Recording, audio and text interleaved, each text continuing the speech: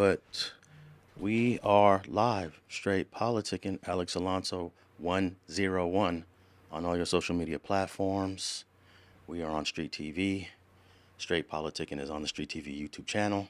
We're also on all audio podcasts, Spotify, iHeart, Apple as well. And I'm here with my co-host from Inglewood, always up to no good.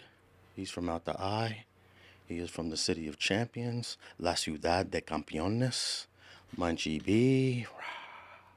And we have a guest co-host today. She was on No Jumper previously, and now she's on A Day in LA with the hip hop rap music Los Angeles expert Dijon Paul. She is his sidekick. Tam is in the house. The hip hop principal. Yeah, for real. The dean. They say he's the Stephen A. Smith of LA rap. Is that right?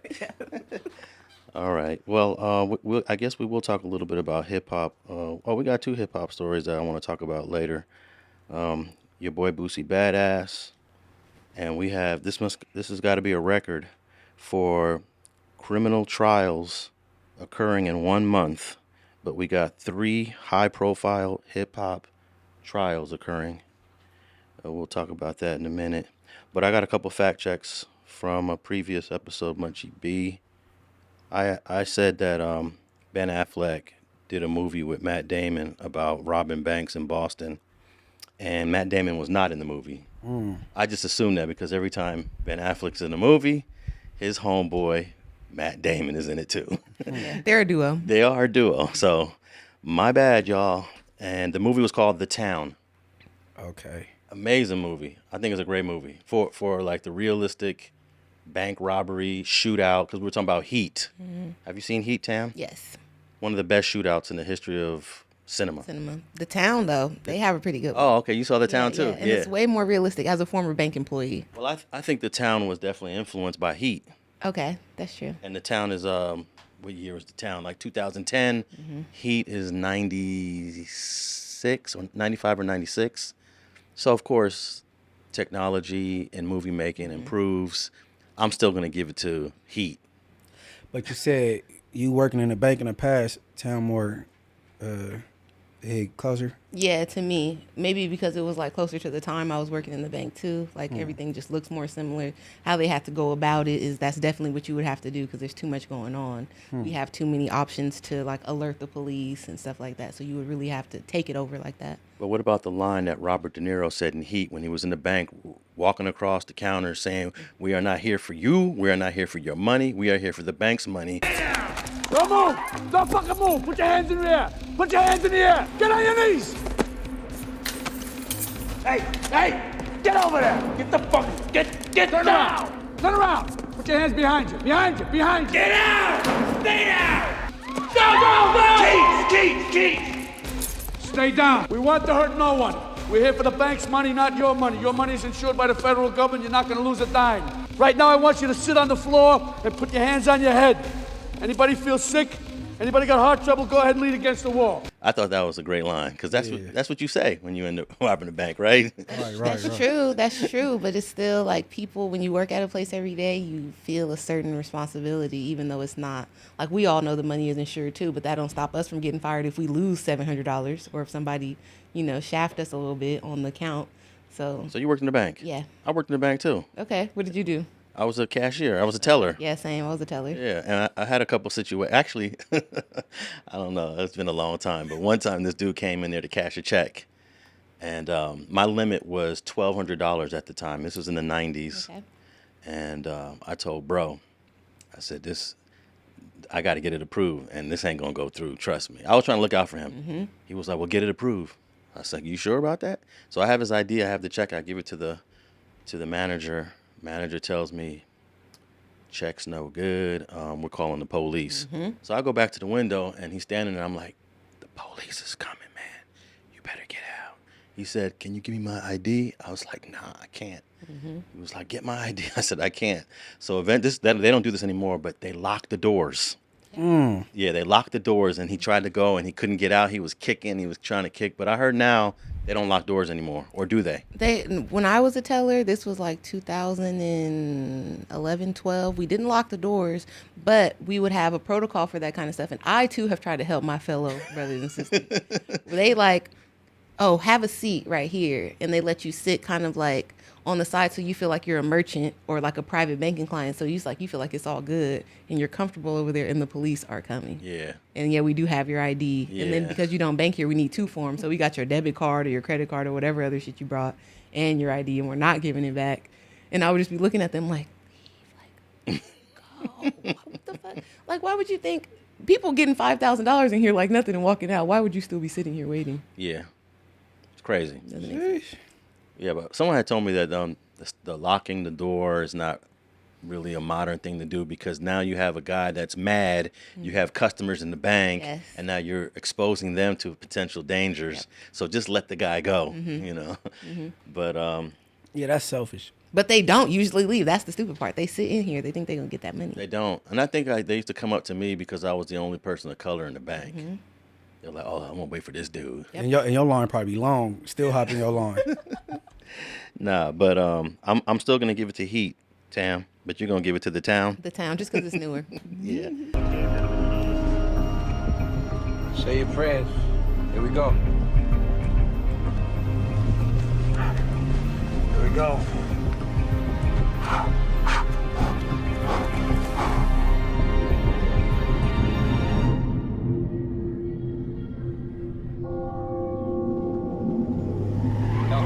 Yeah, we found him. Can you call him back? All right. Another fact check. Oh, remember who said Lil Boosie got to do 18 months, and I thought it was related to the old case that they re-brought back on him, but apparently he's got a new case, an assault on a security guard at a club that I was unaware of. Man, what is that about? Where's the security at? Why is he got? Why he got to assault the security? I don't know, but apparently he's looking at 18 months on this ridiculous assault that I wasn't even tapped in with. Man, they keep bothering Boosie, man. Boosie is 43 years old. He has a lot of children. He may have grandchildren. I want him to try to bring it down a little bit. Yeah, he's 43 with how many grandchildren? I don't know how many, but Oh, he has okay. a bunch of kids. I'm sure there's at least 1 or 2 grandkids. Probably got about 10. I'm just guessing. Yeah, like, come on. He Boosie. said he wants some twins. He's still trying to, you feel me? He got a new baby. He has a baby that's under like 5 years old. How many baby mamas, though? That's the thing. A tribe. That's the thing. Yeah. I'm not a big fan of that. Man. Even though all my colleagues and all my people that I grew up with got 3 and 4 baby mamas. It seems crazy. Babies are beautiful. Baby mamas, not so much. Like them baby monsters, they you know what I mean? They create problems. Put you on child support. Yep. You know, we ain't doing that. I mean, you're going to have to pay the child support for the baby. No, I don't. No, no, I don't. I take care of mine on my own. So I put a number on it. I'm gonna exceed that. I'm gonna do. You know what I'm saying? I do think, but if you could mediate with each other or you could come to some type of program, you probably wouldn't be broke up. So that's the first thing. But I do feel like if you split the time and split the expenses like cheerleading, football, this, that with it, you probably shouldn't have to pay child support. Oh man, I pay for everything. I don't be knowing. I can't even tell you what size shoe my daughter wear right now. I just shoot the bread. But school about to start back, so I'm gonna see. I'll go grab them sometime. I'll be on the axe though. What grade is your youngest in? She going to the 5th. Okay. Yeah. Yeah, you still got a lot of school clothes shopping to do. I love uniform. For real, I love uniform. Nah, I don't do child support. And I ain't going for it. Crazy. I'll quit my job. Yeah. Oh my God. Then you'll quit the job. Cause I didn't pay you to have sex. So what am I paying for now? For the baby. I got it. Okay. But not on paper. You just don't want to have them people in your business on your check. Yeah, we ain't doing that. That's against my religion. Oh my God. I'm too good of a dad to get put on child support. Well, as long as whenever she hits you up, you're willing to send the school clothes money, uniform, shoes, this, that, I agree with you. But most people, they not that forthcoming with the bread. Yeah, I ain't no weekend dad. I'm like, you know what I'm saying? Yeah, you got both your kids, huh? She adult now. My daughter about to be 20. Oh yeah, you got a minor, one minor. Yep, I got a grandson and two daughters. Okay. And Grandpa Munchie. All right, Munchie. I don't know if it was last week, week before, but you did say something about although they won't ever do a movie on former LAPD officer Christopher Dorner, but apparently somebody hit me up and said there's a 3-part documentary about Christopher Dorner. Okay. I didn't get a chance to look up the name or title or what angle is it, pro police or anti-establishment. I get home tonight. I'm sure go check it out. I'm gonna look it up. That's one of his heroes. Christopher Dorner? Yeah. Yeah, man. Yeah, he went crazy on him. Yeah, and he shot my family out in his manifesto. Oh, mine too. For real? Yeah, but in a negative way. How did you get shouted out? Go first. Nah, he just shouted out the Banks family. You know what I mean? Okay. And La Palma, like, you know what I mean. He spent a lot of time at my uncle and my relatives' house. Okay. You know what I mean? Like, Nate went to school. My cousins out there in La Palma at Kennedy High School and all that. So he, you know what I'm saying? He grew close to them like extended family. But why? What happened? Why you mention y'all family in a bad way? Because my cousin was his Marine sergeant, Kenneth Rockmore Jr., and he said, he put his name and he said, you tried to break me, but it didn't work. I come from a long line of very strict, serious people. Man, that's crazy. That's hella coincidental that both you guys have Ken mentioned in his manifesto. Yeah. That's crazy. Yeah, it is. That's insane. Damn, hey man, shout out to Christopher Dorner because the department will turn you out and brainwash you. You know what I mean? And if you try to stand up against like they wrongdoings and they all blackball you and go against you and hey, like you feel me? Yeah, make you look like a bad guy or a crazy person. Right. I still have hope that maybe he got away because allegedly he escaped in Big Bear and he was in a cabin and they didn't bring a body out. They said they burned it down. Wouldn't they have bones That's from what I mean. from his dead body? That's what I'm saying. Like, you need to recover something. That was a cowardly act of the police. Yeah, because they were scared. He was picking them off. Hey, Right. do you remember when the police shot up this car with 2 women in it, thinking it was Yes. Warner? The pickup truck. Yes, 2 Latina ladies. Got a stop sign. Older ladies, too. And I right? heard they got paid though. I bet they got cashed It's out. a good thing they survived. For real. I wish I was in that truck No, I wouldn't even want to. You know how LAPD's trained to kill? How'd they survive? because they was scared. No, What? They, They they lit that car up. They thought Christopher Dorner was in there. They was spooked. They was shooting with their eyes closed for sure. Now, that's got to be crazy to shoot up a car of 2 old Latina ladies thinking it's Christopher Dorner. Yeah, man. I mean, they get away with worse with the excuse of I was afraid. So, I think they just saw that's the car. We don't know who's in it. Yeah, it don't matter. We shooting it up It regardless. might have not even been the same color. All they know it was a pickup truck. I think it was in Torrance. Somewhere down in the South Bay for sure. Yeah, man. Long live Christopher Dorner. He's most definitely should be celebrated when Black History come around. Black History Month. I agree. For sure. Yeah. No, I put Nat Turner on that. I was going to say, in the spirit of Nat Turner. Yeah, both of them. Yeah, man, they could all, everybody, what? We only got 28 days, just pack them in there. Okay, but Dorner did go after one of the police officers, like Daughter? innocent daughter, right? Was she a cop too though, or not a cop? I don't believe so, but you know, plumbers, police officers, it be generational. They grandpas be police, they dads. And True. She probably's gonna be one next. No, I was just gonna ask about the innocent targeting, because Nat Turner definitely targeted some innocent folks. Yeah. He went after slave masters and their families. Yeah. Technically, the families. How is the family of slave masters innocent? Okay, Not. the children of the slave masters. You're not. You are, or you're not. You're not innocent. What about the children? You're complicit with you're living off the Five fruits and of this. 6-year-old kids Doesn't matter. in the family. Doesn't matter. You're benefiting off the system, and you're going to continue to benefit at your Yeah. age. If your name ain't John Brown, you ain't innocent. Straight up. Are you familiar with John Brown? Very much so. You not innocent if your name ain't John Brown, period. Yeah, he died for us. Yeah, man, salute that dude.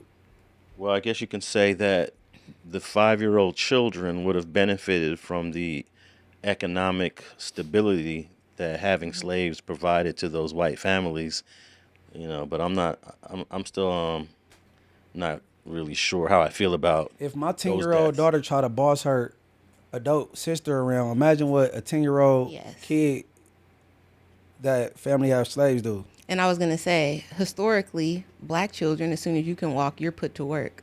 So how can I have less sympathy for my own people and not from you? Because you happen to be born with white skin, you get to chill in the house and you get a friend assigned to you that you own, that got to play all the games you want to play and do everything you want to do. No, that's a great argument for Nat Turner's legacy, you know, because some people do try to smear it to a certain degree. Yeah. But hey, it was a impressive revolt, the most violent revolt in American history, violent slave revolt. You heard what Malcolm X said, by any means necessary. I mean, necessary. And Nat Turner may have been able to do more if he followed what he said God originally told him, no witnesses. Yeah, he was saying that God moved me to do this. God was talking to me. Yep. You know? Nat Turner said that? Yeah. Yep. He was the preacher. He was the preacher for the slaves. And he was one of the few slaves that knew how to read, because when he was a young age, some woman was teaching him how to read. So he was well versed in the scriptures. And not just that, they were using him to control the masses of slaves with religion. So they were only letting him preach certain passages. And when he started to find the more revolutionary part of the Bible, you know, freeing the children of Israel and all that, he was like, oh, okay. This is about us and not the other shit. If I was around back then, Nat Turner for sure would have been a big on me. Hey, I would have been right along with him. Yeah, well, he definitely had a lot of followers, because he didn't do that by himself. No way. Yeah, so he was able to convince, I don't know, a nice group of dudes to kill 55 people. It definitely takes more than one person. You know what? When I learned about that, I was always like, oh, y'all should have got with the ladies a little bit, because they're in the kitchen. They're in the house. You could have wiped people out more seamlessly, easily. Yeah, Little but poison. everyone paid a price after that. Even people who just was friends with Nat Turner. True. You know, they hung Nat Turner publicly. You know, only like 7 days after he was captured. That was his That's a speedy trial for real. that's his due process, was 7 days. Just sitting in jail. Yeah. No, he had his trial. He sat in jail. I think it was, let's see if I remember the dates, Munch. Yeah, could you tell me October 30th, he got captured, 1841. October 31st, he was booked in jail. He went on trial, was found guilty on like November 5th, and he was hung on like November 6th or 7th, something like that. So all in the span of a week. He had arrest, charged, trial, executed. So where's this lawyer at? No, for real. Like, so like they just, how you sitting there just trying to explain yourself? Can you imagine the hate you would have got if you was Nat Turner's lawyer? Representation. Yeah. Yeah, you're both getting hanged. Yeah. I did actually read something about his lawyer. I just don't remember it. But it was not favorable for Nat Turner. So this lawyer is white, of course. Yeah. Gotta be. And not, but man, come on, man. Whatever. Let's.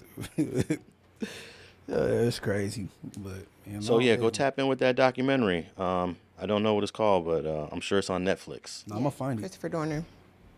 All right, man. We've talked about this a few times, Munchie.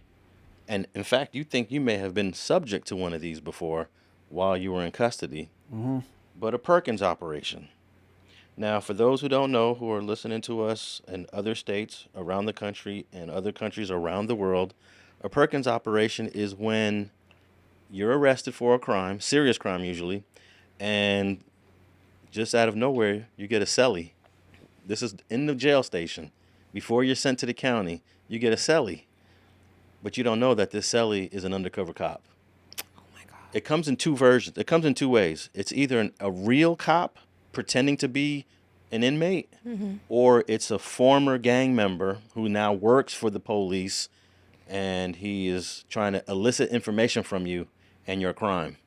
And it's very effective. I have dozens of Perkins operations audios on my laptop from working with different attorneys. Even in recent years, I have Perkins operations videos. They put a little video like on your lapel or on your button that you can't see. So you're being recorded in audio, for video and audio, and they're acting like they're the big homie. And just this That's week, not considered entrapment? well, this has been going on. This is the reason why it's called Perkins operations, because it went to court, and Perkins tried to sue, and the court supported it, and that's where it gets the name Perkins operations. Little did Lloyd Perkins know that the supposed fellow inmate to whom he bragged about committing a murder actually was an undercover police officer. Did Miranda versus Arizona provide any protection to Perkins when the prosecution sought to use Perkins' confession at trial? The United States Supreme Court addressed this issue in Illinois versus Perkins. Donald Charlton, an inmate, told police officers that another inmate, Lloyd Perkins, had bragged about committing a murder. Charlton's description of the crime matched an unsolved murder that the officers had been investigating. The officers decided to place an undercover officer, John Parisi, in Perkins' cell block along with Charlton. Charlton introduced Perkins to Parisi, who pretended to be a member of a biker gang. Parisi claimed that he had killed someone and asked Perkins if he had ever committed a murder. Perkins then gave Parisi a detailed account of the unsolved murder. At no point during their conversation did Parisi reveal that he was a police officer or read Perkins' Miranda warnings. A state prosecutor charged Perkins with murder and notified the defense that the state intended to use Perkins' confession to Parisi at trial. Perkins moved to suppress his incriminating statement to Parisi as a violation of Miranda. The state trial court granted the motion, and the state appealed to the appellate court of Illinois, which affirmed the trial court's order. The Illinois Supreme Court denied the state leave to appeal. The state of Illinois successfully petitioned the United States Supreme Court to review Perkins' case. But now this week it says there's controversy over Perkins' sting. Major investigative breakdowns has cast spotlight on the expanding controversial use of undercover Perkins operations or jailhouse stings using plant informants to extract confessions. So now it's and it says here across Los Angeles and Riverside County. I thought they were statewide, but obviously they're very popular here in LA County. Well, Riverside, a few years ago, they were under federal investigation for their police doing things against the law and undue force and all of that. So it's interesting that LA, who's also been under federal investigation for similar things, having gangs in the police force, all of that, is now. Well, Perkins gonna be more, prevalent towards Southern California because we got a gang problem, versus Northern California. It's violent up there also, but technically, you could do a Perkins operation anywhere in the state. Right. Whenever I get the recordings, the prisoner or inmate that falls for it, he's usually like 18, 19, 20 years old. He's very young. He's naive. Not a lot of experience with the justice system, and it's amazing. I'm listening, and he's believing that this is the big homie from the hood that he's never met before. That's what I was gonna ask. Like, how do you? Well, it's like for Or you got to show us your tats. one of them I got is a East Coast Crip defendant, but this dude is saying he's from a different East Coast, and not all the East Coasters know each other because there's like about 9 different East Coast sets. So, and then he's coming in there with I know your homeboy such and such. He's dropping names, and you're like, oh yeah, that's my homie. Yeah, so. They already have a blueprint of how they're going to approach you. Yeah. Drop this name, drop that name. Like if they was going to do Munchie, they'd be dropping, OG Inglewood family dudes' names, and you'd be thinking, okay, this dude really knows my peoples. Yeah. He knows my folks.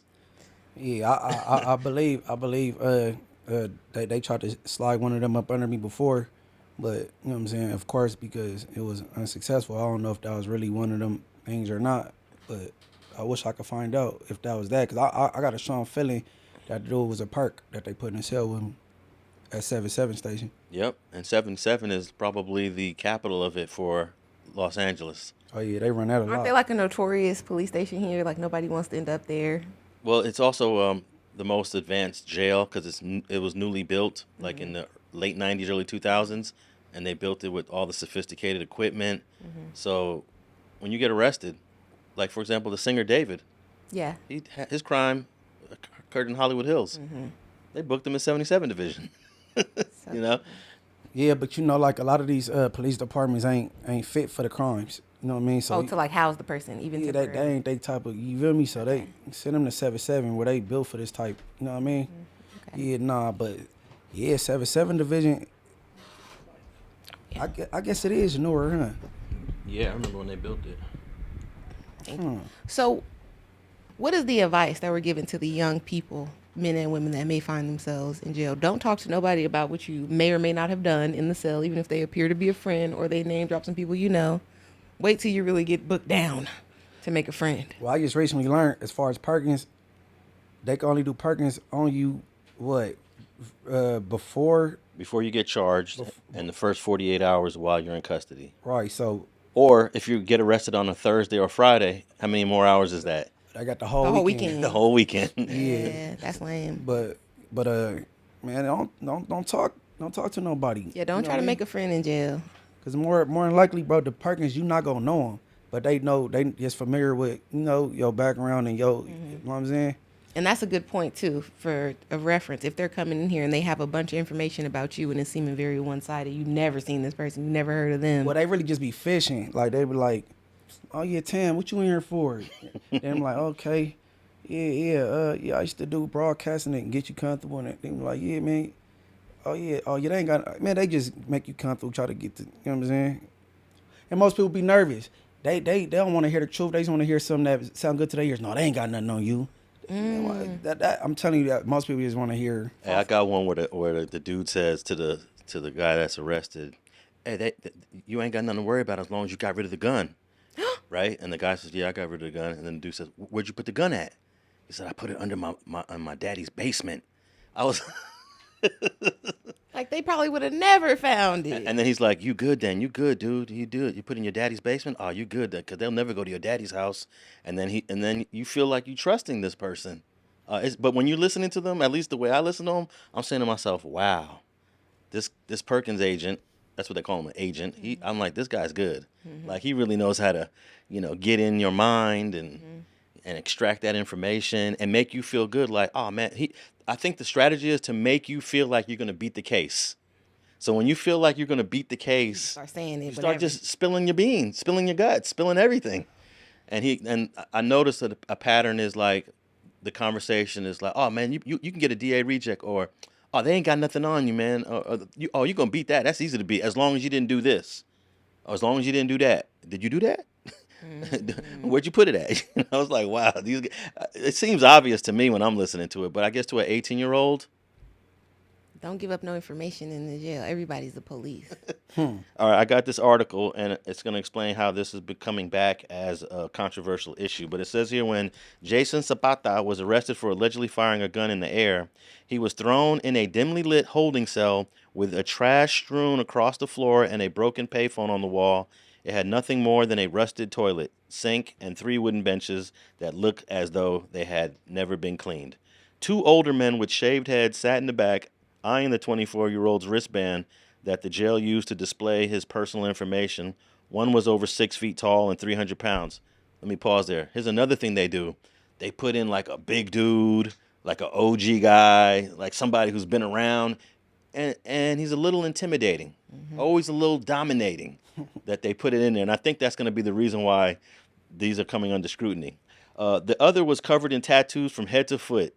They were gang members in jail for murder, quote unquote, right? They're in there for a fake murder, of course. It was 2015, and Zapata, a slight Hispanic man at 5'9" and 180, had never been incarcerated before. His new cellmates in Riverside County Jail told him they had spent years in and out of the most violent prisons as they boasted about the people they had stabbed to death. Zapata tried to hide how fast his heart was beating. Can you imagine that? Some dude you just met in the cell is talking about people he killed. And he be in and out. Crazy. Yeah. Your life is in their hands, Zapata told California Matters in a recent interview. Anything could happen to you in that type of environment. Not everyone makes it out. You got to do what you need to do to survive in this place. When they pressed him about why he was in jail, he tried to tread lightly as he maintained his innocence. But as the hours wore on, look, the hours, they're sitting in the cell with this youngster for hours. As the hours wore on, the men accused him of disrespecting them by not coming clean. Eventually, they threatened him with a calentada, Spanish prison slang for a beating or a stabbing, or that's more like a DP in Spanish.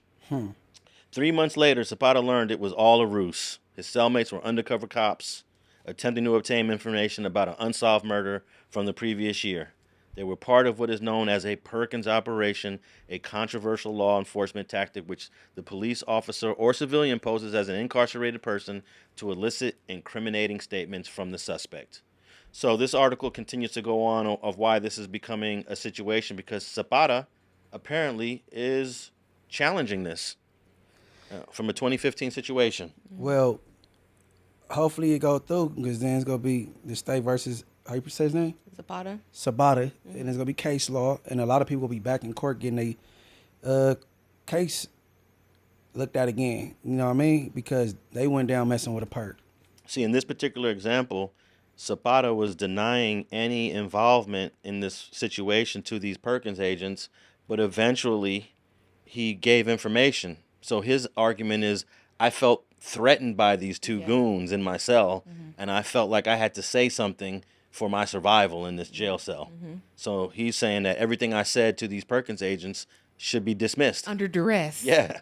So that's one good example of how a Perkins operations can go bad. They don't always go like this, though. Some of them are real. They just know how to talk to you. These guys were being intimidating, and were threatening him.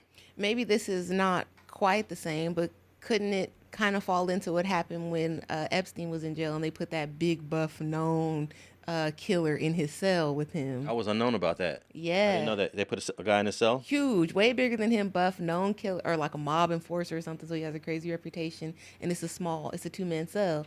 And allegedly, the way Epstein dies is there's no cameras pointed at the cell, the security guard was on break, this, that, and he was hanged from his bunk. That's not even, he could stand up. Okay, so yeah, I remember him dying in the cell Yeah. from a suicide, I quote never unquote. heard about the celly though. But yeah, so I never heard about the celly either. Yeah. So is there an allegation that this celly? So where was the celly at during the time of his suicide? Exactly. Just watching.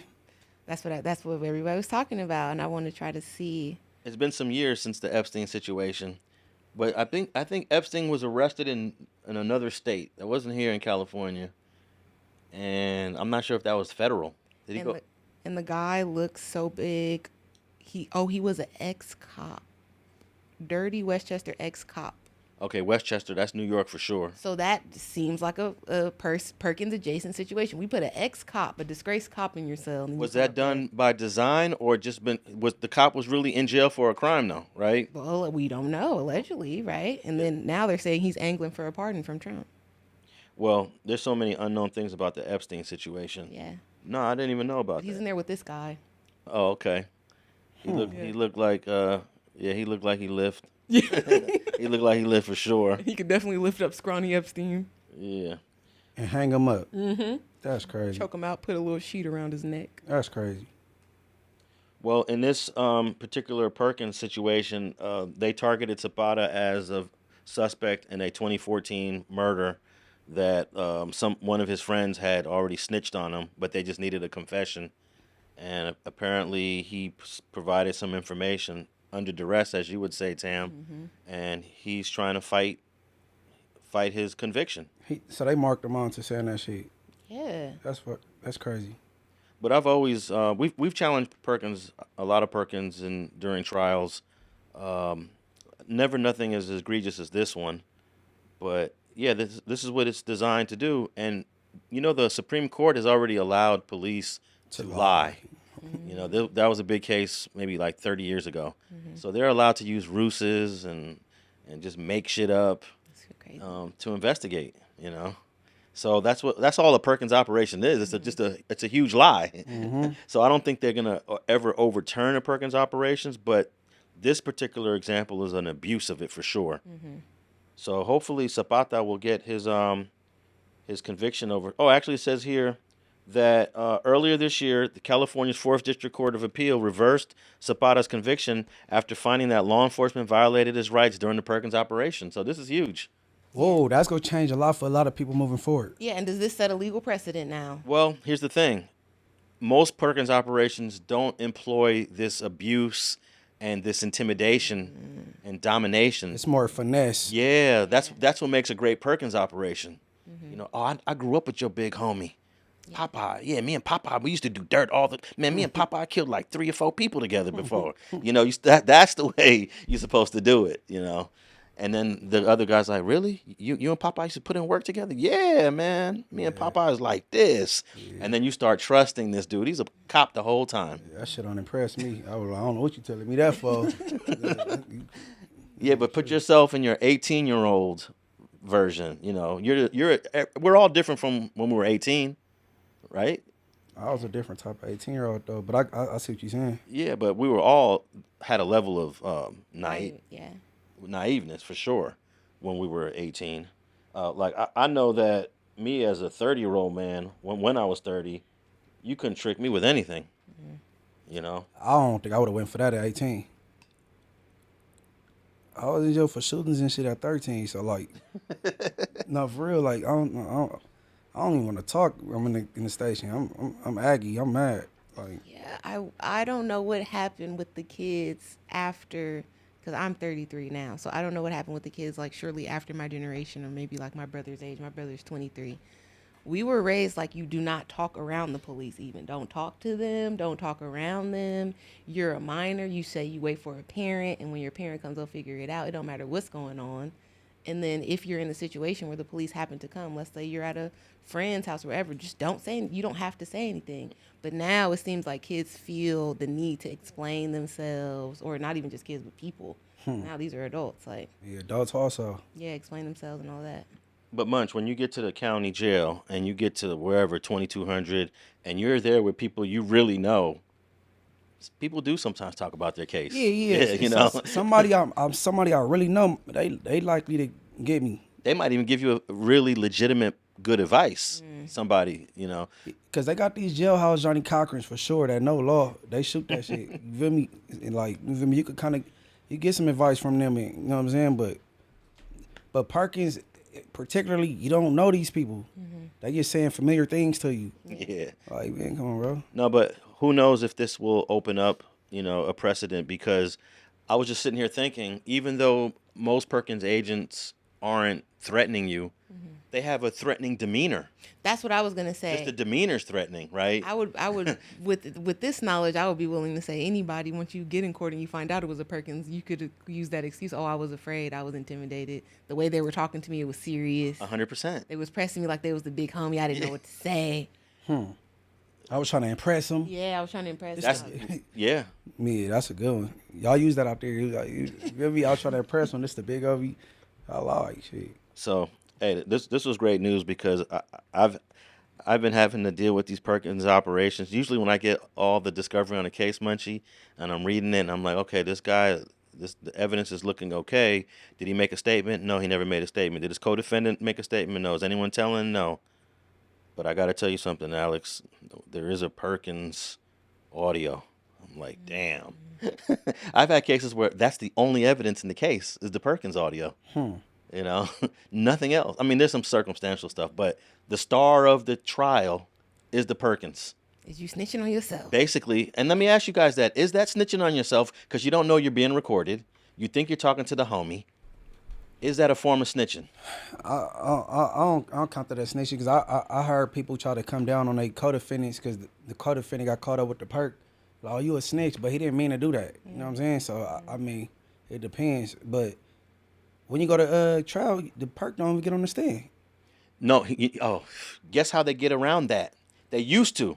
Maybe about 10 years ago, the Perkins agent, whether he was really a cop or he was a gang member pretending to be the homie, had to come and testify. But it revealed the identity now. Good. We see but they got around it. If another police officer, if a real police officer is monitoring the Perkins operation from another room, listening in, that's the cop that comes in to testify to authenticate the Perkins operation. So the actual agent never comes to court. So they keep using them. Yes. They fly him in. One time, they fly him in from Phoenix. One of the cases I had was a dude, a L.A. gang member, who knew everything about this particular gang. They flew him in from Phoenix and dropped him into 77 Division, and he did his thing. People, they come from Phoenix and they come from Vegas. Correct. Yeah. The witness protection states. And how long does it take to fly somebody in from Phoenix or Vegas? 45 No time. minutes. Yeah. Less. They got 48 hours. No, is it 72 hours or 48 hours? 72 hours. They got like 40 something, 70.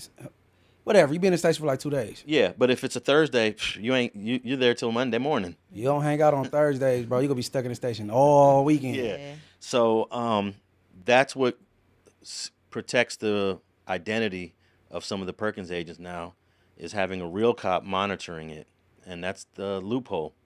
The real dude never comes to court now. I don't know how that works. I don't know what makes that legal, but apparently because it's the police. They trying to, you know what I mean? Because really, that's double hearsay. Well, in order for him to testify on that, what you're calling hearsay, he's listening to it in live time, real time. So I think it removes that double hearsay, because he's basically kind of another person in the room. Right. You know, he's only he's next door, you know, listening on the headphones. But what part, like some part of that has to make the evidence, what do they say, like inadmissible? Because if I knew that there was somebody listening or blah, blah, like maybe I wouldn't say this. Or if there was a cop in here taking notes or something like that. It's like the hiding. It's like you're on the double-sided glass shit and I'm confessing. Yeah, look, You ain't supposed to be aware. You feel me? They got the license to lie. like, what if you went to the interrogation room as soon as you got arrested, and the first thing was like, "I don't want to speak to anybody. I'm pleading.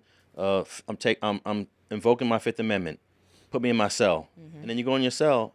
They throw in the Perkins agent, and they're recording. You start blabbing. But it would seem like they're violating your rights. But hey, these are little loopholes that they use to get around it. Nah, but if you're in a penal institution, they ain't got to tell you.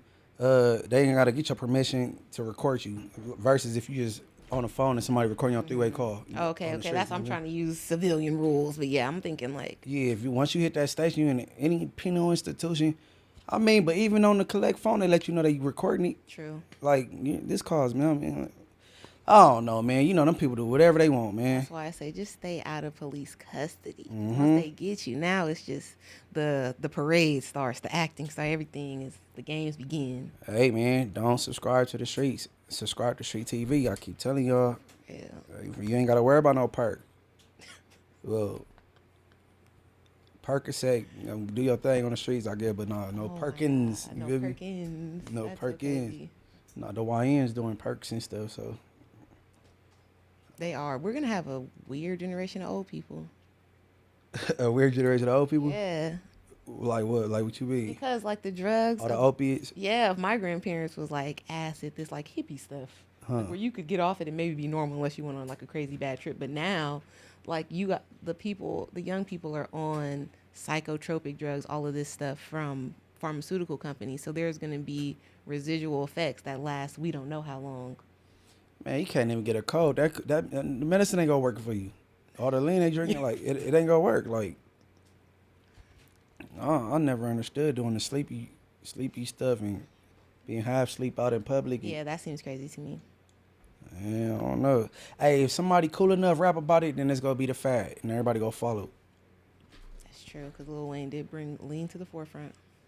Pimp C, and then Lil Wayne and Rick Ross keep having seizures off of it. Yep. That's what I mean by like residual effects. You don't know what's gonna happen later. All right, people. I hope we see some more Perkins challenges in the next coming years. Munchie, you've been talking about these license plate readers in Los Angeles for a minute, and when we had ODM Slim here, we were talking about him in the context of the company called Flock, which is isn't it a weird name? We talk about flocking, right? Burglaries, but the camera company that LA contracts with is called Flock Cameras. That's probably by design. They probably picked that name for that exact reason. That's what I was gonna say. We got to stop using our slang on the internet. No, I don't think that. I think that's completely unrelated. They stealing, man. I think it's completely unrelated. But the Flock camera system has come under scrutiny because apparently it was supposed to be just for Los Angeles license plate reading and investigating LA crimes. But apparently they're sharing the data with other jurisdictions, other cities, states, and the federal government. And guess which part of the federal government may be using these cameras to do their investigations? What's that? Which LA would be against. At least LA government is actually against this. Oh, ICE. ICE. There you go. At least Los Angeles government is against ICE. Maybe other cities don't care, but LA cares about. LA don't want ICE here. So apparently, even ICE had access to this data, which was only supposed to be for LA. So now they just terminated their agreement with the Flock cameras. And I don't know, man. I know that the cameras are going to come back just under another company. It's just not going to be the Flock cameras, but it's going to be the same shit. But let me see here. I got a video that I want to play about this. There should be some type of lawsuit too, right, for sharing the information. I don't know Data if breach. Class action. Class action for sure. it depends on how severe this sharing is. Like if some ICE dudes got caught because the city of LA's flock cameras were accessible to ICE, then maybe that person has a lawsuit, Okay. right? Because the initial agreement was that these are private, just for LA investigation. Tickets, license plates, maybe if they're investigating someone that robbed the store, they were going to use it for things like that. All LA stuff. But Hit and runs. yeah, but apparently the scope of the data was going beyond the city of Los Angeles. So let me play this video here. Tonight, the LAPD is pausing their use of the license plate reading flock cameras across the city. CBS LA assignment editor Mike Rogers at the desk. Mike, you have followed this issue surrounding flock for quite some time. Yeah, and you know, Pat, this really started to fall apart when a couple of months ago the Ventura County law enforcement agencies put out a notice saying, hey, Flock told us that our data was not actually as secure as we thought it was. Now, you remember this issue that started this whole conversation across many different agencies in the region. Essentially, Flock data is supposed to remain within the state of California, and there are options on the back end of Flock software to ensure that happens. Well, Flock had to notify their agencies that, oops, that system and that function got deactivated, allowing nationwide access to California law enforcement agencies' databases, including from a federal level. And there brings in the concern. Many here in Southern California are concerned about immigration agents being able to access Flock's data. Flock has maintained that since they made the fix, it hasn't happened again, and they are confident that it won't happen again. However, for some agencies, once has been enough. There are many agencies that have ended their contracts with Flock and are looking for new companies to partner with. Now, Flock is not the only license plate reader camera game in the nation. Of course, there are others out there that many agencies have gone to since then.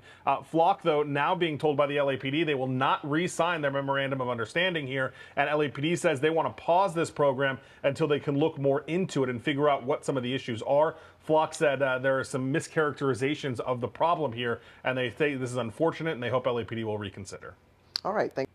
There you go. I think Flock charges too much money, and they're just using this as an excuse to get out of the contract. Okay. Because if Flock said, look, we made a mistake, we fixed it on the back end, it's never going to happen again, you would think, all right, but LAPD's like, oh no, one mistake, we're done with y'all. That don't seem rational. True. I think it opens up a bigger conversation about how we feel, or how maybe nobody's asking us, but how we feel as the populace about digital policing, because now we have flock cameras, and then they've released the drone highway patrol. So now it's, because before, yeah, it used to be entrapment if a police hide in a certain spot and is catching people speeding or doing whatever, and people have argued about the whole gun out the window, speed clocking gun and stuff, even in the fast track lanes. But now we're going to have drones on all the highways of California that'll just see you doing something wrong and mail you a ticket to your house, and then we're going to be policed by these flock cameras. How do we feel about that as a population, as taxpayers? Oh, that's a great question, Tam. Like, I tell you this, Munchie, we covered that crazy jewelry store robbery in the mall where 20 people went in, and then they got trapped in there and they shot their way out the door. But all of them got caught. This was up in Oakland. And the reason why they got caught is because they were drones outside, and they followed these guys all the way to Oakland from wherever this mall was at. And the people of the victims in those cases will be like, we love that those drones were there, right? We love that these 20 thugs that stole of $1 million of jewelry got caught. But at the same time, if I'm laying in my backyard and I'm enjoying my pool and I'm naked, are y'all gathering data on me in my backyard because you flew over? Because there's no way you can't prevent going through private airspace. Exactly. You're going over people's homes and their backyards, you know? Right. See, and I didn't consider that, but yeah, am I consenting to you under the guise of public safety that you can record my family and my children outside playing, whether they be at my house, a family member's house, at school, because these things are all in the public space. So we're going to have playground footage? Well, maybe there should be, this might be asking too much, but maybe cities should only control their drones on the public airways, on the streets, parks, but I don't know if that's practical. That's not possible. You know, the drone's just going to take a shortcut. Yes. It's going to fly this way and that way. It's going to go over your house, my house, you know, and maybe they see this neighbor is growing marijuana in his backyard for medicinal purposes, and this drone just saw that, and now they're like opening an investigation on the dude, you know. So, hey, this is all written in a book by George Orwell, Yep, 1984. 1984. You know, What he like predicted this? yeah, he predicted big government. Government was going to be all in our business. So much so to where you can't even have candles in your house. You have to have flameless candles. And we've seen the proliferation of that in public. Like now they sell that. Now there are venues out in hotels out where you can't use a candle. You have to use these flameless candles. That was the first thing that made me be like, oh, it's real. I think the book George Orwell 1984 was like written way before 1984 too. That's what it's called, because I think the year 1984 seems so futuristic whenever this guy wrote the book. You know, because just imagine it's 1940. You're 1984 seems like, wow, that's some high tech futuristic, you know, time period that we're going to be going into. So he named it 1984, but It came out in 1949. wow, 1949. And he was spot on about the government overseeing surveillance state, Big Brother. That's where the term Big Brother, I believe, comes from. But Who wrote this book? George Orwell. Was he assassinated? I don't think so. Yeah, it's just a book like when you're in high school. I think it's like mandatory reading. And I think back then they saw it as like science fiction-y. I'm surprised you read it. When did you read In the high book? school. In high school, Yeah. because the book was old when you went to high school. Yeah.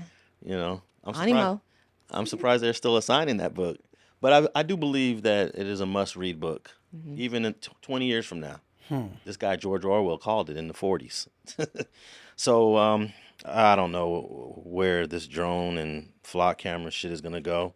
Look, I was in New York and I lost my rental car because I parked it outside of a hotel, like 3 or 4 blocks away. I had to walk back to the hotel. It was think you told me nighttime. this. Yeah, I told you this, and I had no idea where I parked the car. Then the following morning, I saw NYPD, and I told him about my rental car. Here's my license plate number, and the dude was like, "Oh, so you was in Atlantic City yesterday, and you crossed this bridge, then you crossed that bridge?" I was like, "Yeah."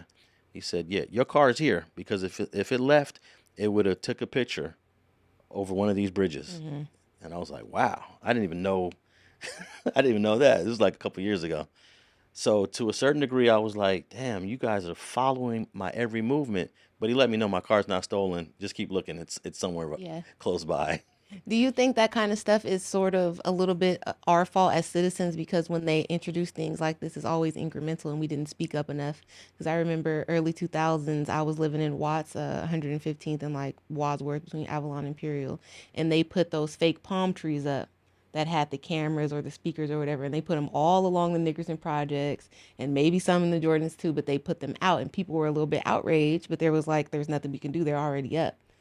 It was that a point that maybe people should have made more noise to turn the tide and we wouldn't have gotten flock cameras. You know, I don't know if the people's voice is enough to stop something, because they always invite us to go to city council and express our grievances. Like, for example, they wanted to build this halfway house up the street from here a few years ago, and they put notices all over the place for us to express our grievances. Most of us didn't want the halfway house. Guess what happened? Halfway house. The halfway house is there. Crazy. So is this just part of like this fake process? We can go down there, express our grievances, say we're against it, but y'all do it anyways? It's so dramatic because I think I've seen the different iterations of like police state. And when they try it, they always use crime as a justification. Years and years ago, I saw something on Vice News, and it was about, I think, Camden, New Jersey, or some small city in New Jersey, and they had overwhelming amount of crime. Therefore, it justified the local police to install all of these cameras in these small neighborhoods, and they have like row houses and stuff. And they were like, the cameras are so sophisticated, we can tell how many people are in the house, like in the front room with heat sensors and all this different stuff. So they were basically tracking black young men, house to house. Oh yeah, they were out on the corner earlier. Oh, they go back in this house. So that's probably the pickup house, the drop off house. And they're triangulating everything that they have going on. And that seems like a gross invasion of privacy. I think the problem is in poor communities, it's easier to do it, because I do know examples in more wealthy communities, they're able to stop projects. For example, the Red Line, which goes from downtown LA, it stops at Wilshire and Western. Beverly Hills Advocate said, we don't want no train. This is in the 90s. We don't want no train coming through Beverly Hills. And they won that argument. But here we are 25 years later. The train is eventually, and now it's finally going to Beverly Hills. It took 30 years. And the same thing with the 110 freeway. The people that live in that community in South Pasadena, they was able to say, we don't want that 110 freeway connecting to the 210 because you have to demolish all these homes. Yeah. But they did it here in West Adams, in the black community of West Adams, when they built the 10. They decimated the black community. Yeah, and they did it in my old neighborhood with, I believe that might be the 105? The 105, yeah, and Watts, right on the side, Yeah. right on the backside of us, and that was the thriving black community. So I think it all depends on how much power the advocacy group has. It might be related to race, related to wealth, I think, yeah. because certain communities are able to, they're able to fight back. But hey, I'm so glad this red train, it took 30 years. It is going through Beverly Hills. And they didn't want people to be able to jump on a train in downtown LA and be in Beverly Hills in 20 minutes. I think that kind of stuff, it would make the world so much easier, and it will make politics so much more transparent, but that's probably what they don't want, is if people had to come out and say the real reasons. Look, we don't want access to our community in that way. That was their poor people argument. For 125 or whatever it is now can get on the train from their poor neighborhood and come to us. We don't want that. If you don't have a car, if you don't have a reason to be over here, that's how we keep it. That's how we keep it lit on our side. Yeah, that's what they was doing. That's what Beverly Hills is doing. But they ain't gonna hear nobody in Compton saying that shit.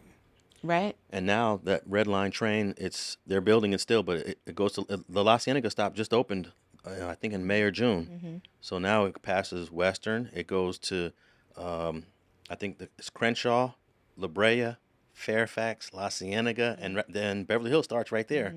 So You're not talking about this K line, are you? No, the K line is a different one. The red line is the B, I think. I wouldn't have never got on that train ever. Ever. For political reasons. Yeah. But also, to your point about it taking 30 years, at the train's inception, there should have been no way in Southern California that this train don't go from downtown to the beach. Exactly. Like, that should be obvious. I was mad back in the 90s when they won that. But here's when they wanted to tear down. I don't know if you're familiar with the Wiltern Theater. Yes. Beautiful building. Probably like 100-something years old. Some urban developers wanted to tear down the Wiltern Theater in 1996 or 7.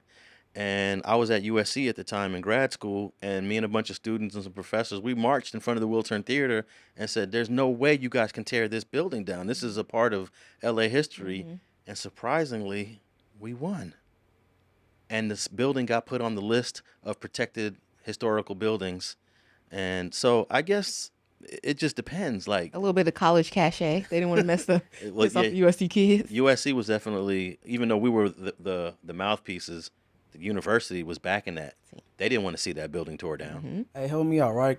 Because they was trying to come with this bullet train from like California to Vegas. Yeah, I heard about it. Vegas didn't want it because, people would be working in California and living in Vegas or whatever. So, but then I heard they went back and they was go through with it.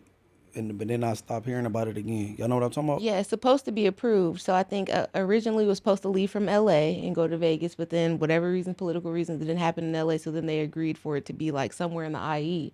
And I think the last time I heard about it, they settled on Rancho Cucamonga, and they're supposed to build it from there up that freeway that takes you to Apple Valley, Victorville, all of that to Vegas. But that is a major concern that people would work in California and live out there because it's tax free.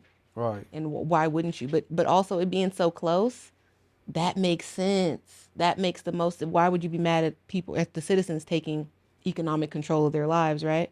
It's the United States of America. We should be able to work our move how we want to. And if people could drive and do it, so you just want to, it has to be an element of suffering to deserve to do it. We ain't gonna make it that easy. Or wealthy people that fly. Because when they changed that law in California and they put that extra tax on all the houses over 5 million or something, so many rich people sold and moved. But I doubt they're still not conducting their day-to-day business in California. Yeah, I was wondering what happened with that because I stopped hearing about it.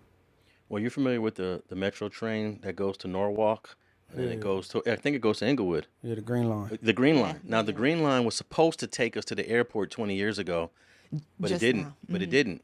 You know why it didn't? You know who fought against that? And they won. The Redondo Beach people? Nah, the taxi cab union. They fought against that Green Line going all the way to the airport. This is in the 90s. Yeah. And they won. But now they figured, now that I think, there is a line now you can, Go to aviation, then the Mariposa. but then you take a shuttle.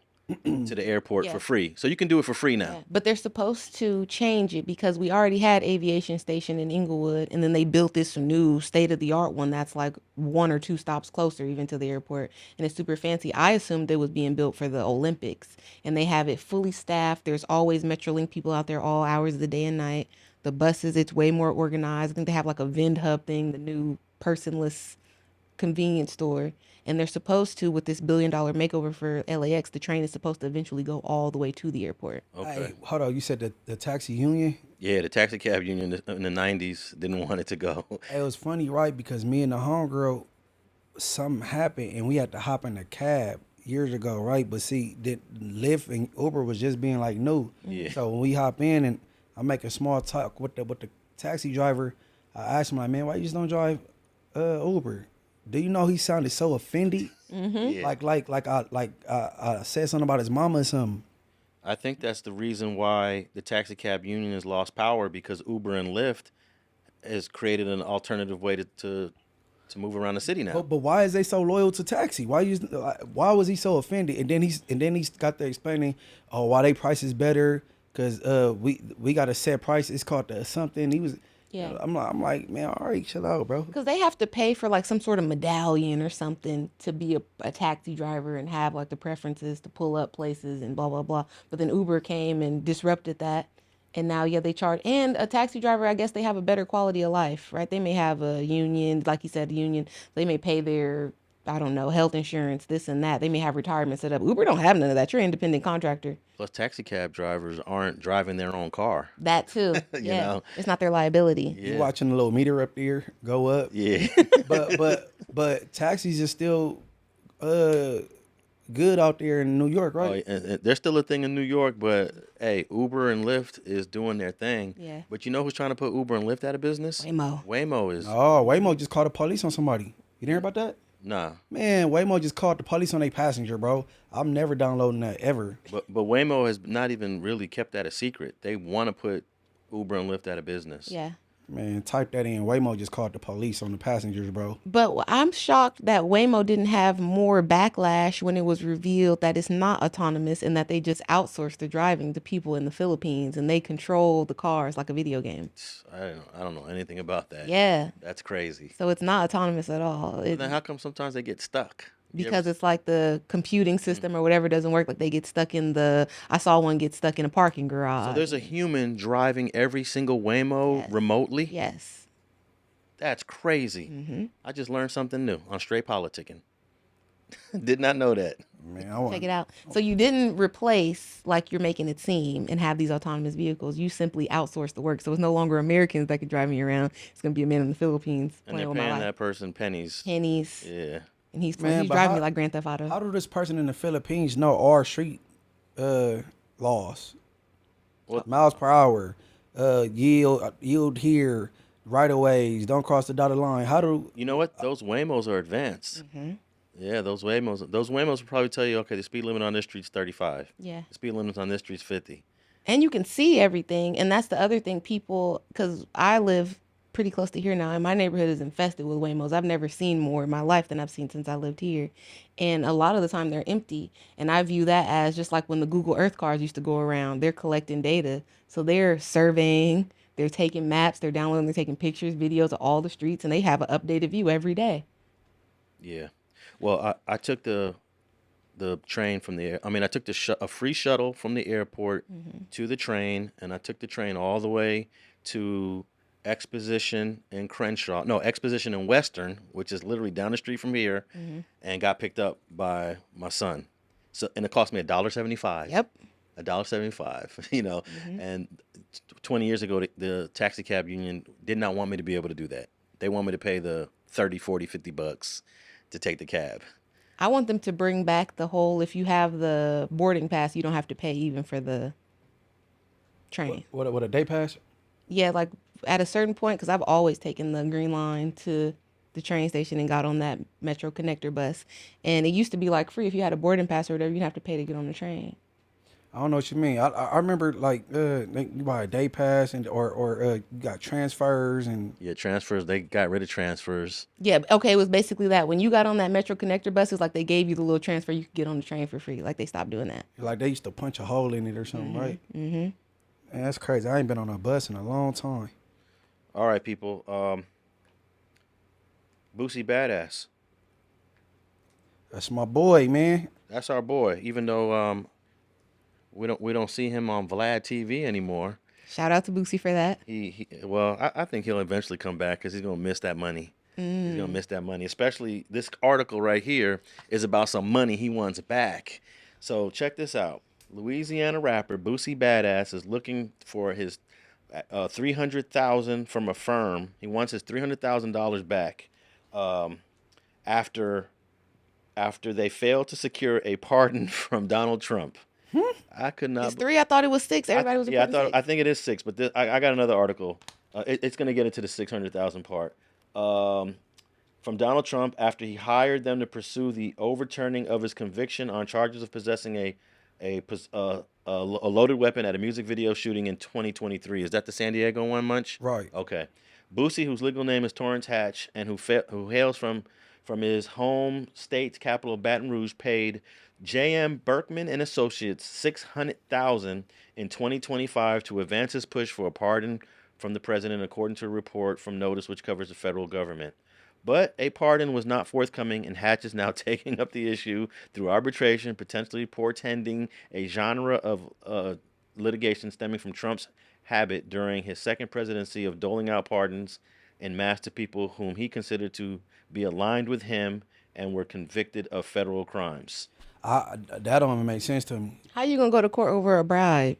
Well, I think what this paragraph is saying is that during his last presidential term, Trump did give out pardons to a lot of thugs. So who he NBA wanted to? Youngboy, Yeah.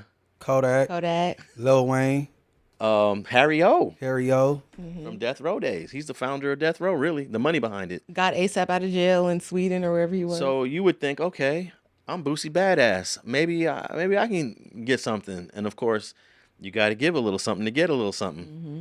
So he gave some money to this firm, and it didn't work. And he wants his money back. It continues, in the shadowy world of the so-called clemency economy, millions of dollars have been paid to lobbyists, lawyers, and pardon advocates bearing proffers to access to Trump. Federal lobbyist records show the firm Hatch hired with the aim of securing a pardon from Trump registered to contact the White House, the U.S. Justice Department, and Congress. The lobbyist told Hatch's attorneys that Trump had signed the pardon and that they were waiting for the White House to announce it, but the clemency was never announced. So I guess he got scammed, bro. What I want to know is, okay, obviously you're going through a firm, so it seems more above board. But if you only paid them $600,000, then what's Trump's cut, or what's the cut that's going to the government?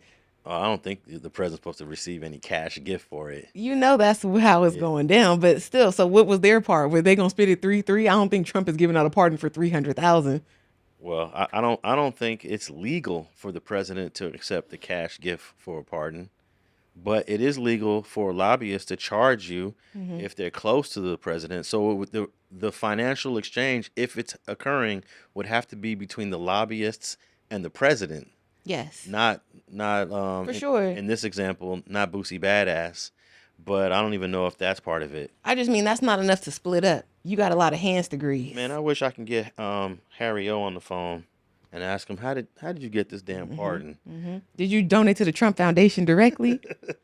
Yeah. So he wants his money back. So it was $600,000, and apparently these two guys, they have legal troubles too of this firm. I think these two guys actually were pardoned in the past themselves, and they started this business. This guy here is this is Jacob Wall, one of the two guys of the firm, and I think they got a nice hustle. I bet you in the agreement though it says it's not a promise that you're gonna get, but we're gonna fight for you as hard as we can to get it, and there's no refunds. No. If the verbiage is a certain way, I mean, if you got the word guaranteed in there and all that, he might got some action to get his bread back. Well, it says here, Berkman, one of the two guys who run this firm, told the outlet that he had lobbied hard for Boosie Badazz, including a massive, highly tailored advocacy campaign across Congress, the executive branch, and leading political influencers and media figures. Actually, Trump is still president.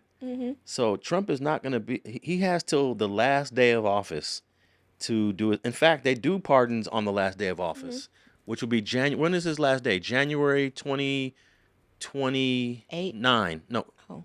Well, I think the new president True. gets sworn in on the odd year, but the election is in an even year. Yeah. So January 20th of 2029, he's probably going to give out about 100 pardons. So maybe Boosie should just be patient. Oh, he jumped the gun. Man, his surrender date might be coming up. He trying to get pardoned before he have to hit the cell. Yeah. Like Lil Wayne. Yeah, he wants it now. Lil Wayne didn't even hit a cell and got pardoned. You know what I mean? So he's like, no, I don't want to go to jail and wait on a pardon. I want it now. But okay, look, this might be like parallel to, cause you know you got trial lawyers and you got deal lawyers, and the deal lawyers know their way around the courtroom. They know the DAs, they know the judges, and you know what I mean, they could go in there and get you a deal. So if you're going through you lobby, as they call it, through these people, you know, they probably, you know what I'm saying, got good relationships, and that's how they're not really like a bribe. If you're just saying like, I got good connections, I could maybe get this done. I think both are true, Munchie. Listen to this. I scrolled down to an interesting part of the article. Berkman and Wohl, the two guys that run this firm, had compiled a colorful track record before getting locked into their dispute with Boosie Badazz. In 2022, these lobbyists pleaded guilty in Ohio to running an illegal robocall campaign that allegedly targeted black voters. They later settled the case, paying $1.25 million to New York authorities and $5 million to the FCC. So I think both, they got connections, they do make things happen, but they are scammers on the side. Yeah. They're hustlers. And hustling to the point where they pled guilty. This sounds like they pled guilty to a civil offense. Right. But they had to pay $6.25 million in fines. Boosie, this was easily Googleable. You could have found this out before you dropped that money off. But this is probably his best opportunity. Is it though? Like, you're Boosie Badazz. Like, you could have went to Mar-a-Lago and tried to schmooze around with the whites. I know some of them set it off.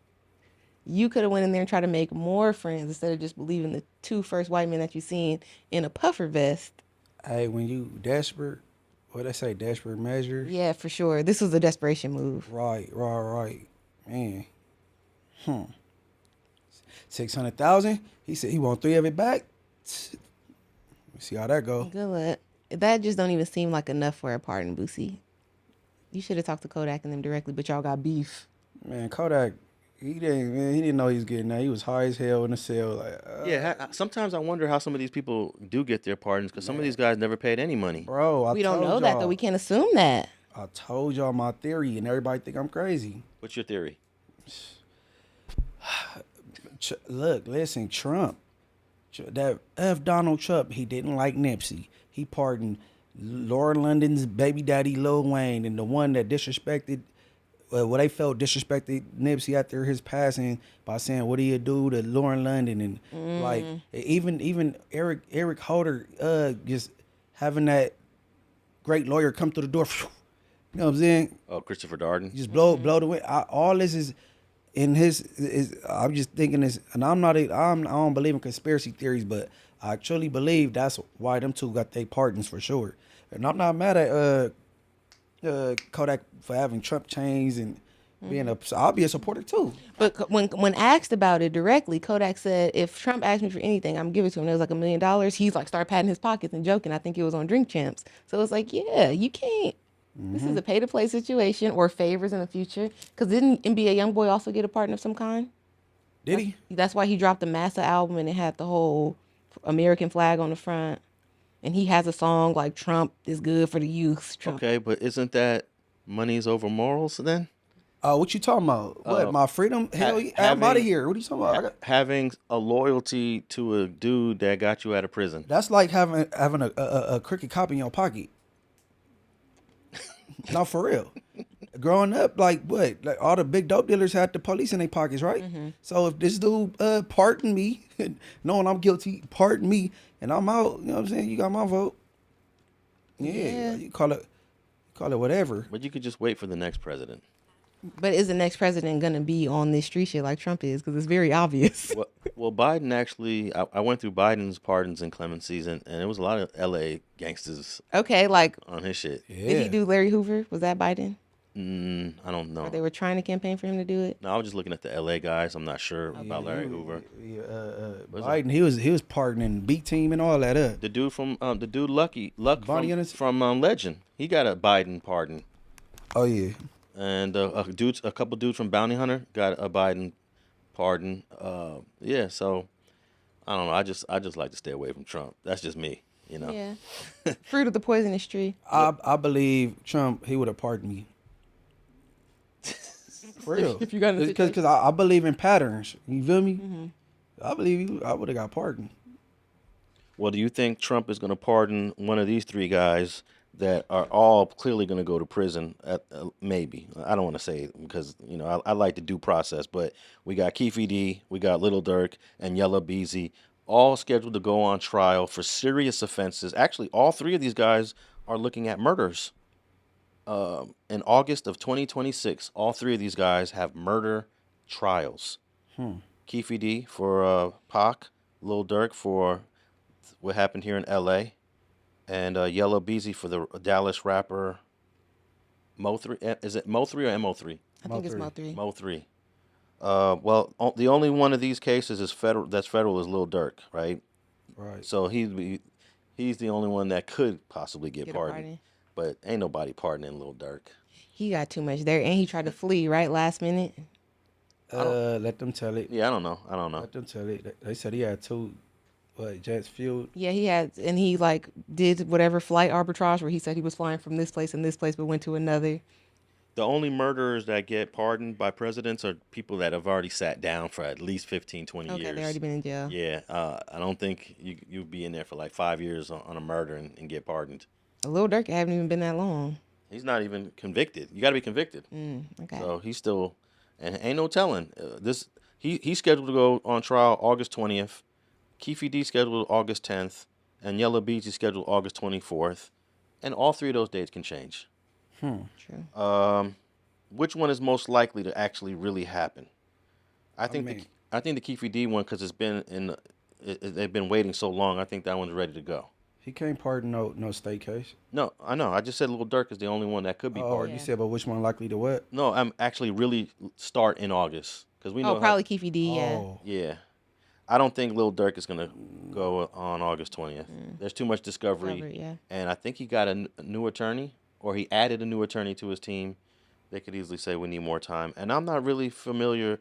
Look, the Yella Beezy homicide is from 2020 of Mo3. But when did he go down though? Don't know. But it says here his involvement in the 2020 homicide. Does that mean he didn't directly do it? He's connected to it? I doubt it he directly did it because how he went out, they kind of ran him down, chased him down like. And this goes to a question that I have. I grew up in the golden era of hip hop where very few people in hip hop got in trouble. Yes, Slick Rick did catch a case in the 80s. KRS-One's DJ, Scott LaRock, was murdered in 86 or 87, but it was very rare. It seems like every freaking week somebody's going to jail, someone's getting murdered, someone is scheduled for trial. Because the rappers at one point was rapping about what they saw, and now these rappers, they think to validate themselves, they got to do what they rapping about. You know what I mean? Because like the people that's listening to music, they more interested in your storyline. You know what I mean? So like that's what made King Von so interesting. And everybody tapped into him. He just came home or whatever. You know what I mean? So I think that's what gave Lil Durk his second win too, because he was out first, kind of more so positive and trying to make girl music a little bit, Durk and Dej, and that didn't really work. And then he came back king of the streets. The Voice. Yeah, so it's like. Yeah, it's people they trying to they want to live what they rapping about. So yeah, the biggest difference is in the 80s and 90s, rappers were rapping about the streets. Now the rappers from the streets are rapping. Not just that. I think that when people get a little bit of money, maybe they weren't the biggest person in the street before, but all black people, we come from a certain situation in this country most of the time, especially if you're pursuing a career like rap as you're out. So you have friends, associates, whatever, that are involved in this stuff, and you got money now. Like Young Thug, you turn into a mob boss.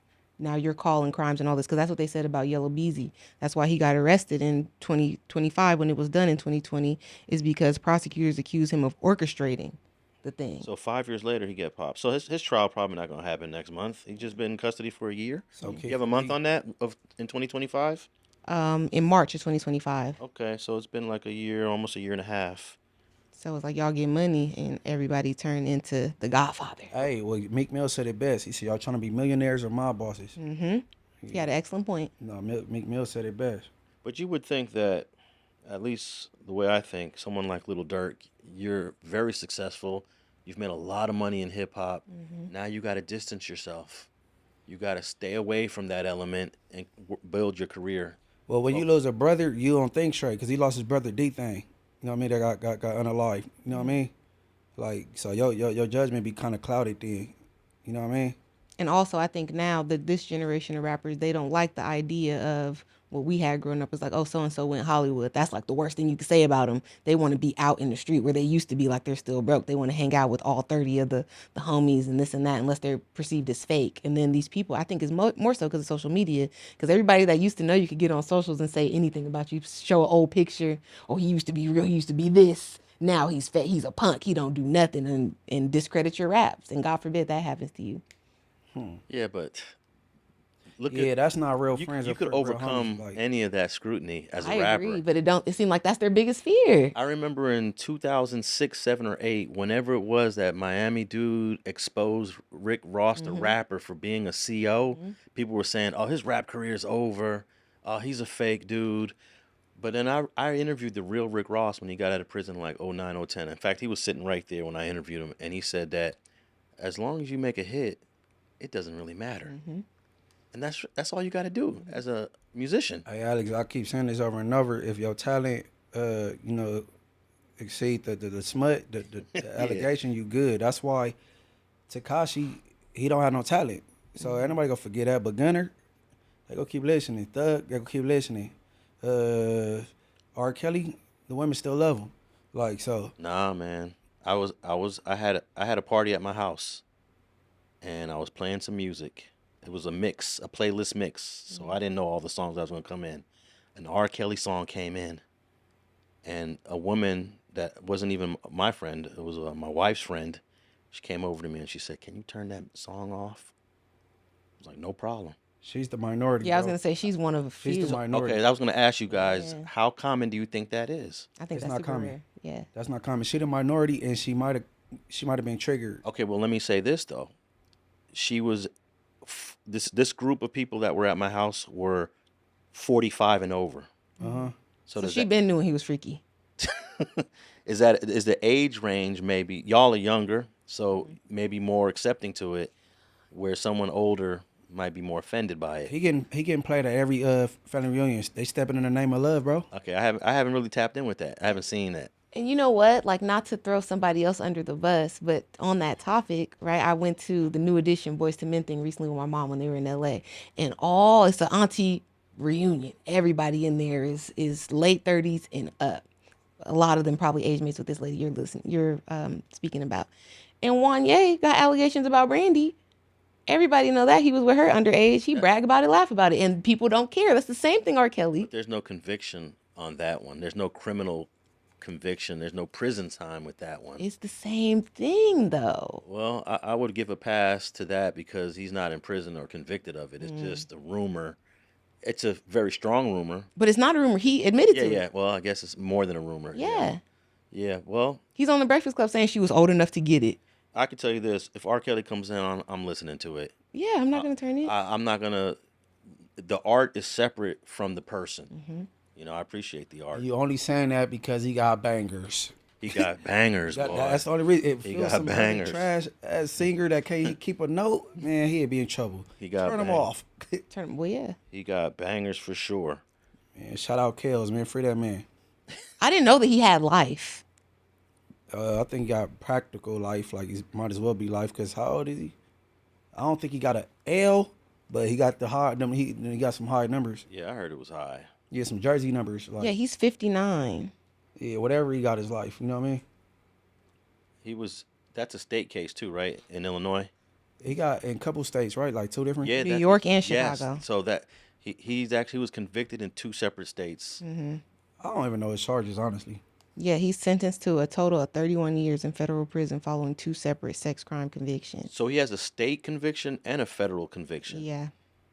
Yeah, and also the white dude Weinstein. Oh, yeah. He was convicted in California and then in New York, but I heard one of the states overturned his conviction, but he's still washed up because he's 70 something. And he's got to do 20 something years in one of these states he's convicted of. That's why the other state just dropped it. They like, he gonna die in jail anyway. Yeah, Just let him go. So would you watch a Weinstein movie if you liked it? It's crazy because when all that news came out about Weinstein, I was like, damn, some of my favorite movies he made. Cause He got bangers, Munchie. Yeah, he was very big in like period films. Yeah. What? I don't know what movies this is. It's more like white movies. Yeah, white movies. But good movies, though. But okay, one of the best, in my opinion, is the Frida Kahlo Frida Kahlo. movie. And it stars, I think, Penelope Cruz. In that movie, or on the set, he has all these allegations of being creepy with her, and he wouldn't stop it. So much so they had to get other people involved. I'm still going to watch the movie when it comes on. All right, so are we still watching Madea movies? Oh. Because Tyler Perry's been very freaky Yeah. in the recent years. Extremely so. No allegations, though. I mean, Yeah, no, he has court I mean, cases. I'm sorry. No convictions. He has charges? Several. What? Tyler Perry? He has. I think they more so want the pocketbook. Yeah, though, they're but- going after These are money. civil cases. Yeah, civil cases. Okay. I don't count civil Okay, cases not when, criminal to charges. judge the person. Yeah. Hey, look, man. That man is pushing up on men. You feel me? He's pushing up what? He pushing up on grown men. grown trying men, to, for try sure. to, Oh, yeah, I always knew Tryna that. holler. I knew that since, hey, I seen him in a movie where he plays a character called Alex Cross. He's supposed to be like this husband, family man. I read that book, James Patterson. Yeah, it's based off the book. But he does a terrible job at trying to sell me. He's this heterosexual husband, family man. I was telling Steph, I'm like, damn, why don't he just cast somebody else to play Alex Cross? Yeah, he did seem awkward on Why Did I Get Married? When his little bra right there. He be trying to play heterosexual characters. Yeah. He's trying to get it into our psyche. It's like he forcing it. Yeah. Yeah. Here's what I want to say on this topic. O.J. Simpson, found not guilty. The Buffalo Bills are building a new arena, and they're not going to honor his legacy as a Buffalo Bill, the first man to run for 2,000 yards in one season. And I feel a certain kind of way about that because No. he was found not guilty. No, but he was found guilty on something else Civil later case, civil wrongful death, civil case. on. No, That's he went to different. jail. Oh, he went to jail for robbing stealing him. his own shit. Yeah, that's how we look at it though. But that's what he did. No. That's how we look at it though. But he went to jail for that. So they got morality type. You know what I'm But saying? I don't think they're not going to honor him I because don't think they tripping off Nicole. That's what that was, Nicole. Yeah, Nicole Simpson.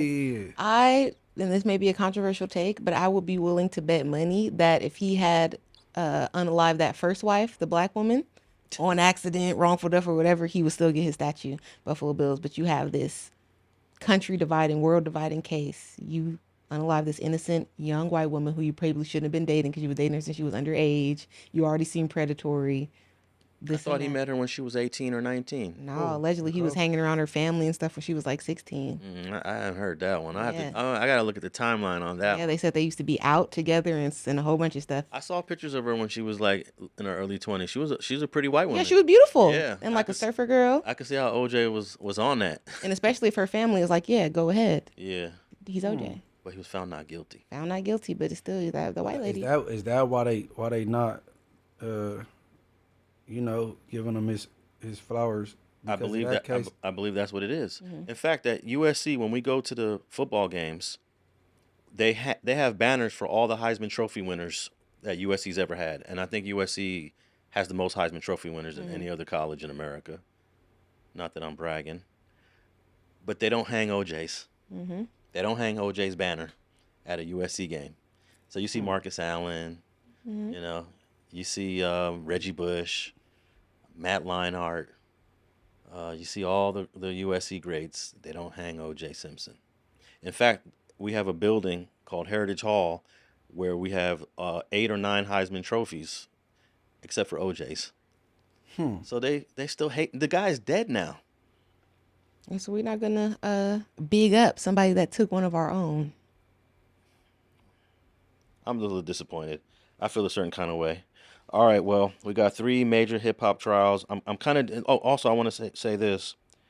Don't you think that the amount of RICOs and indictments and arrests and charges that all these rappers are dealing with in the last just 5 years would make the current rappers and the new rappers that are coming up now take a different approach? You would think so. Who's saying these rappers are guilty? Well, they put themselves in positions, whether they're guilty or not, for the government to put them in custody. Yeah. You know, Representing yourself like a gang. Racketeering is always a big one. I don't understand why people don't take that more seriously. They took down Al Capone, the IRS. Why do you think that you could slip by them? you Like can't. posting jets and shit like that and then underreporting on your taxes. Hey, there were so many dumb people that during the PPP that was bragging about PPP scam, and they all got indicted. Yep. They all got 5, 9, 15, 20 Those were years. Pretty Ricky. Even spectacular from Pretty Ricky. There was Baby this, Blue. what about the African dude that was on Instagram? Hush puppy. Hush He Puppies. was living it up. Damn, I used to look at that dude and be like, damn, he Is that balling. Is that He the dude I was balling. looking for? Did he start crying? Private jets. Hush Puppy, African dude. He was lit. That dude was stealing PPP money.